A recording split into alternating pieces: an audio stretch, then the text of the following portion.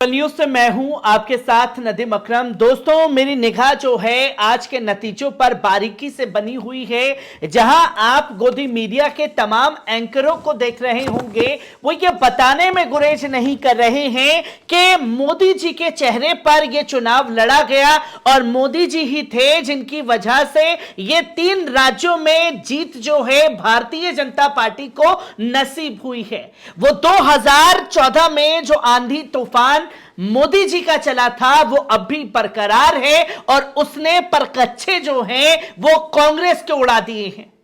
ये तमाम जानकारियां आपको गोदी मीडिया के जरिए दी जा रही होंगी, पर मेरे हाथ में वो लिस्ट है जिसका कहीं कोई जिक्र आपको नहीं मिलेगा, जहां आपको यह नहीं बताया जाएगा कि जब मोदी जी का इतना तगड़ा आंधी तूफान था तो वो महज इन सीटों पर 80,000 वोटों से क्यों हारे, वो कुछ सीटों पर 70,000 वोटों से क्यों हारे, 60,000 वोटों से हारी क्यों है भारतीय जनता पार्टी, इसका कहीं कोई जिक्र नहीं है। 3 राज्यों में जीत हुई है तो उसका जिक्र है। तेलंगाना में जिस तरीके से साउथ में भारतीय जनता पार्टी का सुपड़ा साफ हो चुका है उसका कहीं जिक्र नहीं है। और मेरे हाथ में वो लिस्ट है जहां अब तक इन चुनावों में 14 से ज्यादा मुस्लिम जो हैं अपनी जीत का परचम लहरा चुके हैं। उनकी तमाम चीजों को आपके सामने रखूंगा और साथ ही साथ ये संख्या बढ़ भी सकती है, क्योंकि अभी भी कई जगह पर काउंटिंग जो है वो लगातार जारी है और मेरे हाथ में वो 14 उम्मीदवारों की लिस्ट के नाम शामिल हैं जो अपनी जीत का परचम लहरा चुके हैं। और अगर मैं बात करूं सबसे पहले चंद्रयान गुट्टा अकबरुद्दीन ओवैसी तकरीबन 82,000 वोटों से अपनी जीत का परचम लहराया है। वो आंधी तूफान जो है वो चंद्रयान गुट्टा पर मोदी जी का दिखाई नहीं दिया। भारतीय जनता पार्टी के उम्मीदवार को तकरीबन 89,000 वोटों से हराया है।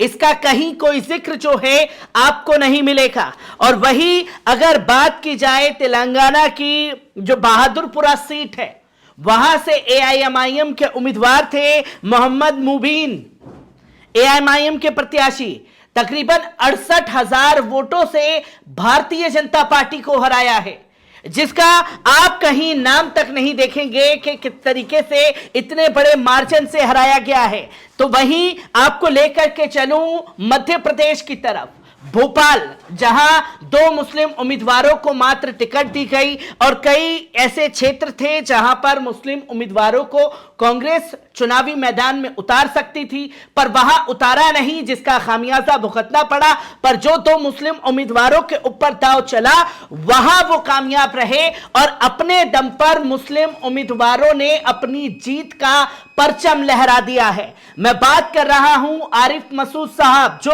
भोपाल मध्य से चुनावी मैदान में थे और उन्होंने तकरीबन 80,606 वोट हासिल किए और भारतीय जनता पार्टी को इसमें वोट मिले तकरीबन 60,000। जो हार का है संख्या तकरीबन 20-21,000 वोटों से जो है वो आरिफ मसूद ने भारतीय जनता पार्टी को हराया है, जिसका आप जिक्र देख रहे हैं कि अभी तक वहां ये आंधी तूफान, जहां मध्य प्रदेश में तमाम लोगों का सुपड़ा साफ हो चुका है, दिग्गजों का सुपड़ा साफ हो चुका है, वहां आरिफ मसूद की लहर में जो आंधी तूफान बताया जा रहा है उसका कोई असर नहीं पड़ा।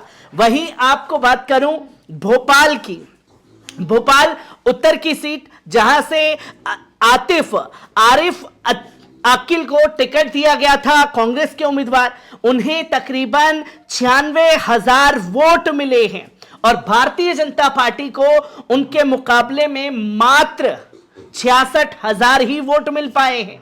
तकरीबन 30,000 के आसपास जो है ये जीत का मार्जिन दिखा।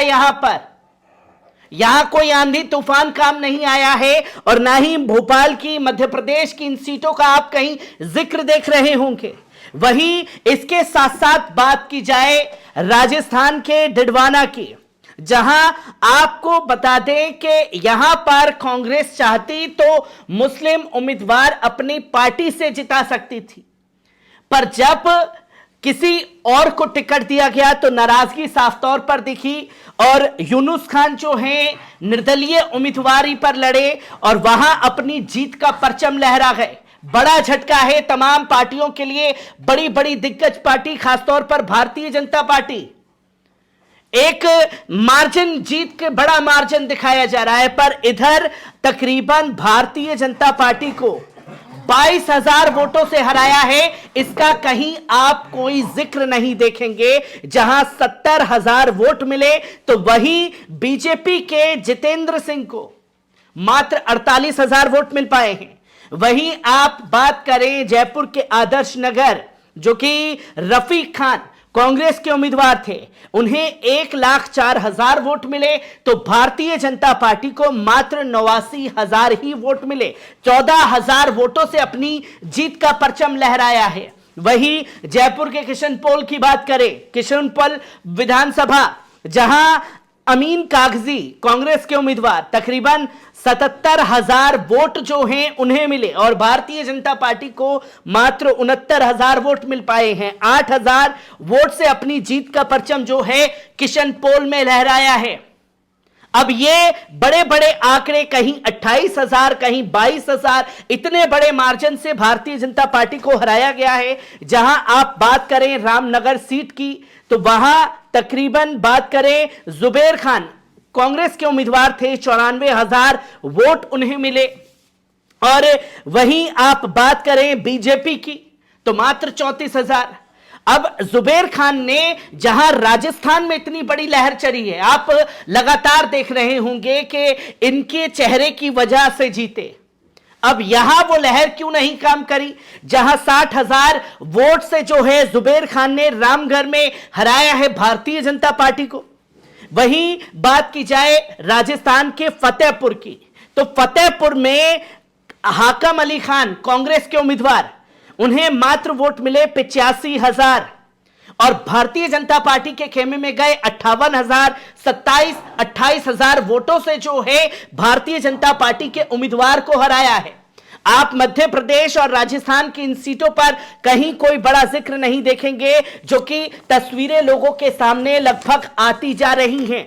वहीं आपको बात करें कारवान सीट जो तेलंगाना की है, तेलंगाना में अमर सिंह भारतीय जनता पार्टी के उम्मीदवार थे। कारवा में कौसर मोइनुद्दीन ने भारतीय जनता पार्टी के उम्मीदवार को तकरीबन 35,000 वोटों से हराया है, जिसकी जानकारी लोगों के सामने आई है। वहीं बात करें चार मीनार तेलंगाना की, मीर जुल्फिकार अली तकरीबन 23,000 वोटों से जीते हैं और भारतीय जनता पार्टी को उन्होंने 28,000 वोटों से हराया है, जो तीसरे नंबर पर रही है भारतीय जनता पार्टी इस सीट पर, जिसकी जानकारी आप लोग मीडिया से पूरी तरीके से गायब देख रहे हैं।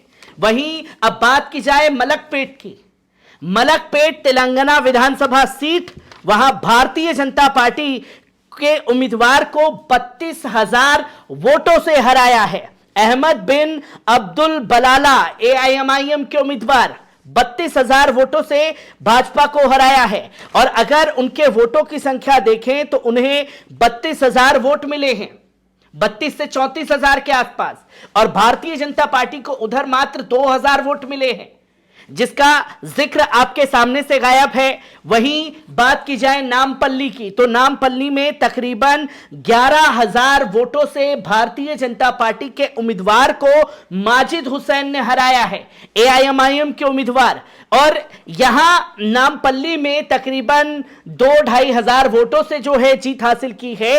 और भारतीय जनता पार्टी से जीत का कितना अंतर है वो आपके सामने लिस्ट में मैंने रखा है। वहीं अब बात की जाए याकुतपुरा सीट की, याकुतपुरा में जफर हुसैन एआईएमआईएम के उम्मीदवार और भारतीय जनता पार्टी को उन्होंने तकरीबन 24,000 वोटों से हराया है और उनके जीत का आंकड़ा अगर देखें तो मात्र 4,000 के आसपास रहा। जो दूसरे उम्मीदवार रहे वो रहे अमजद उल्लाह खान, मुस्लिम बचाओ तहरीक पार्टी के अध्यक्ष। उन्होंने तकरीबन 3100 वोटों से जो है मार्जिन रहा जीत हार का, 31,000 वोट हासिल किए, पर भारतीय जनता पार्टी को यहां पर तकरीबन 24,000 वोटों से मात दी है, जो जिक्र आप तमाम मीडिया चैनल से गायब देखेंगे। और यह वो लिस्ट थी जहां 14 मुस्लिम उम्मीदवार अपनी जीत का परचम लहरा चुके हैं, और संख्या इसमें बढ़ेगी। जहां जहां से लिस्ट आती जाएगी उसे आपके साथ साझा करता रहूंगा। दीजिए इजाजत, शुक्रिया।